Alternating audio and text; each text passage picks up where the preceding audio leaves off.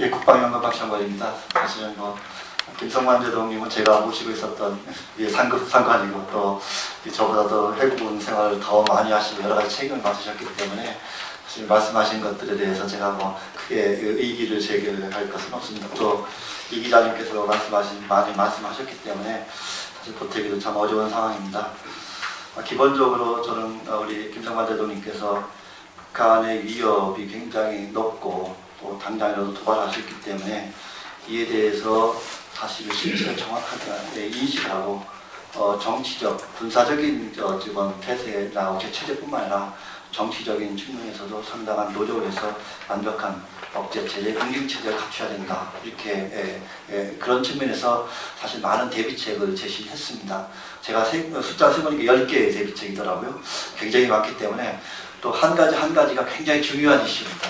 또 굉장히 논쟁점도 많이 가지고 있는 사항들이고 사실 현재 많은 것들이 또 연구되기도 하고 논의되고 있는 사항들입니다. 그렇기 때문에 그 문제 하나를 가지고 논의할 것은 아니라고 생각하고요.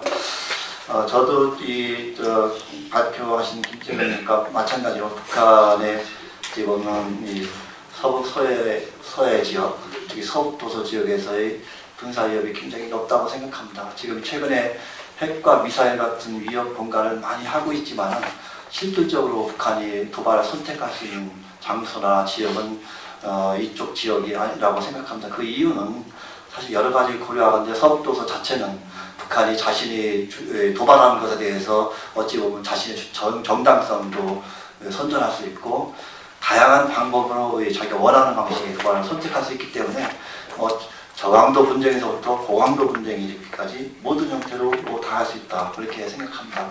그렇기 때문에 이에 대한 대비가 굉장히 중요한데 사실은 대비라는 것이 말로는 쉽지만은 그렇게 쉽지가 않습니다.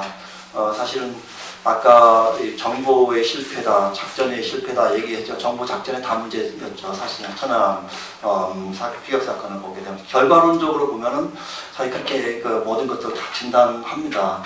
근데 그 사실 정확하게 다시 대비책을 하면 어떻게 세울 것이냐 물어보면은 그 완벽한 대비책이라는 것이 굉장히 쉽지가 않습니다.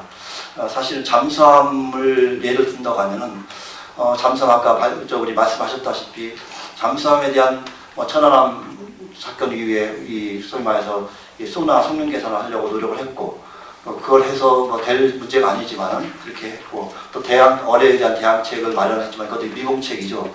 사실은 이 잠수함에 대해서 수중 접근이 상당히 어렵습니다. 이런 문제들에 대해서 또 공격을 받는다면은 똑같이 이것이 어떠한 문제, 무엇에 의해서 공격을 받았느냐, 또는 침투가 됐느냐, 또 천안함 피격 사건과 똑같은 상황이 또 안 벌어지겠는가, 이런 상황들이 굉장히 복합적으로 작용하는 그런 문제들에 대해서 실질적으로 어떻게 완벽한 대비책을 구할 것이냐, 이게 굉장히 어려운 것이거든요. 굉장히 어렵습니다.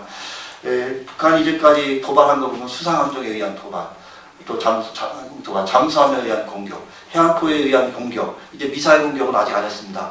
요새 미사일 K102 공격 계속 시도하고 있으니까 또 미사일 공격 할 수 있다고 생각되는데 하여튼 이 중에서 다른 것들이야 감시자산으로 다 공격하는 걸 확인할 수 있죠. 잠수함정에 의한 공격의 경우에는 사실 굉장히 근본적으로 어려운 그런 점을 가지고 있기 때문에 사실 쉽지 않은, 그리고 경고하기도 굉장히 어렵지만은 이에 대응하기도 사실 경보가 내려졌다고 해도 완벽하게 대응하기가 쉽지 않은, 그렇기 때문에 보다 많은 투자가 필요합니다. 굉장히 많은 투자가 필요한데 그렇게 하려고 하면 어찌 보면 군이라든지 국가 차원에서 이에 대한 대비라든지 어찌 보면 이런 전략이나 작전에 대한 중요성을 굉장히 중시하고 이에 대해서 정책을 집행하면서 예산에 대한 할당에 대한 문제, 자원에 대한 배분을 정확하게 해줘야 된다고 생각합니다. 이런 문제들이 사실 현재 정책적인 이슈고 이와 같은 것들이 우리가 이제까지 천안함 피격 사건, 또 연평도 포격 도발 이후에 얼마만큼 정말 우리가 자원을 많이 할당해서 이와 같은 것에 대비책을 강구했고 현재 상황이 어떤 것인가,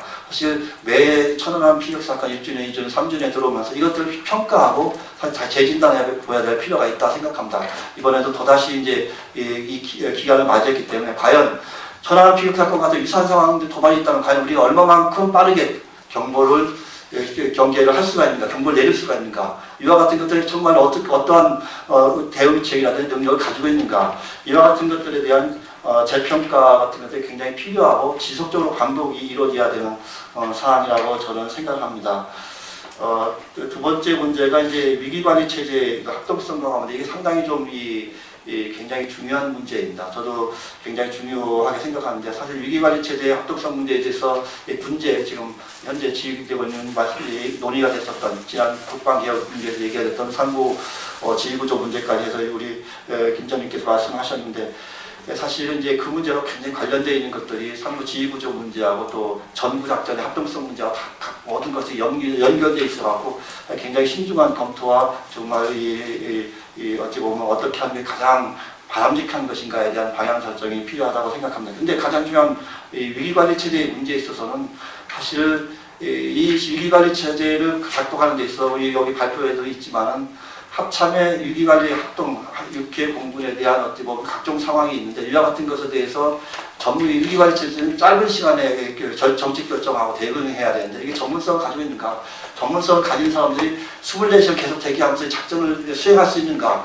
이것들이 전체적으로 사실은 이제 평가가 되고 이러한 같은 기능들이 만약 합참이 현재 같은 작전 지휘체제를 유지한다고 하면 그와 같은 것들이 굉장히 필요하고 또 한 가지는 사실 가장 중요한 아까 일부 언급이 있었는데 업무에 대한 문화라든지 업무의 방식, 업무 문화 이런 것들이 굉장히 같이 사실은 조합돼서 발전이 돼야 된다고 생각합니다. 이것은 어느 한 부분의 조직에 대한 문제뿐만 아니라 사실은 모든 것들이 많은 연결되어 있고 또 이런 작전 지휘하는 분들의 개개인이 이 작전 자체에 대해서 전문성을 강화하기 위해서 굉장히 노력이 필요합니다. 이런 것들. 그래서 이와 같은 것들이 전반적으로 시스템적으로 연결되어야 되는 문제라고 저는 생각하고 또 가장 중요한 문제는 최근에 이제 핵미사일 관련돼서 나오고 있는 사안들 중에 하나가 북한이 국지도발을 한다고 하면 만약 공사 공격을 한다면 핵미사일 위협을 같이 아마 겸해서 할 가능성도 굉장히 높다.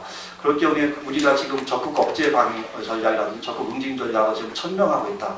과연 얼마만큼 응징을 하고 소위 말해서 보복이라고 할까 이런 처벌할 수 있을 것인가. 이건 굉장히 억제에 대한 전략은 맨 처음에 얘기했지만 사실 사전에 경고해서 적극적으로 차단하고 응징하면 가장 대응하면 좋은데 이것이 만약 못할 경우에는 굉장한 응징을 통해서 그 다음에 도발을 못하도록 해야 되는데 이와 같은 것들이 최근 현황을 보면은 핵과 미사일 위협과 관련돼서 사실은 굉장히 복잡한 형태로 전개가 되고 있습니다. 이와 같은 것에 대해서 사실은 우리 우리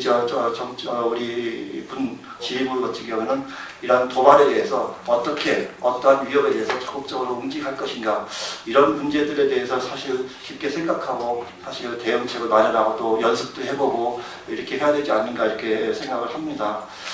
근데 또 한 가지 이제 우리 아까 이제까지 억제 체제라든지 강력한 응징에 대한 얘기만 이제 계속 했는데.